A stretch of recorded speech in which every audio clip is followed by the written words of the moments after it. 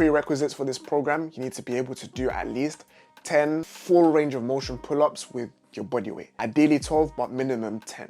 Not half reps, not quarter reps, not these constant tension reps, either full reps. So you're starting with your arms fully lengthened and you pull yourself up until your chin is over the bar, or at least in line with the bar, without kicking your legs. 10 strict pull-ups with your body weight is the minimum standard before you do this. You're gonna be doing pull-ups twice per week. On day one, you're gonna be doing chin-ups with a supinated or underhand grip, or a neutral grip with your palms facing each other. Depends what's more comfortable for you and what you have available.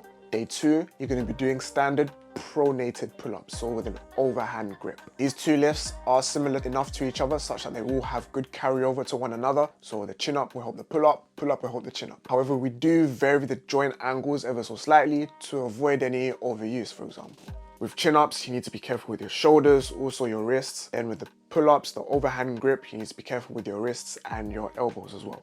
Rep range you're going to be using for both days is the 4 to 6 rep range. Good news is that when you're a novice, you can progress quite quickly within one fixed rep range. So there doesn't have to be as much variation as you would with an intermediate program, for example.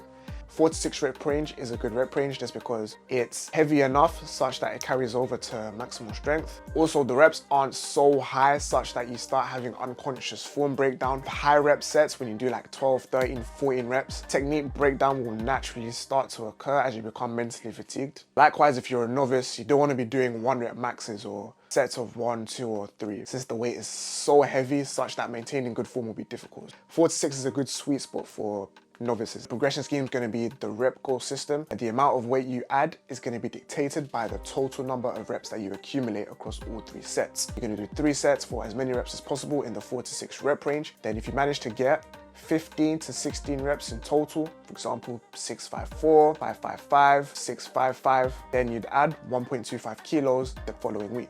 Let's say you manage to accumulate 17 to 18 reps in total across all 3 sets, 666 or 665 for example. Then next week you'd add 2.5 kilos. And this is an auto-regulated progression. If you want to get the most out of this program, I recommend starting with a weight that feels pretty easy for 4 to 6 reps. I feel like you could probably do more like 8 or 10 reps with your weight. That's how it should feel like in the first week. And then you just keep on progressing. I heard a really good analogy from Alex Bromley, where you're allowing yourself to build up momentum. So it's like a car driving up a muddy hill. If you start with a weight that's easily manageable, then you won't develop too much fatigue at the start, and you might progress a little bit further than if you'd started off with a weight that's too difficult.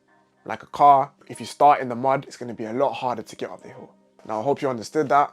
Let me know if you have any questions in the comments below. Don't forget to like, subscribe, share this with your people. In a bit.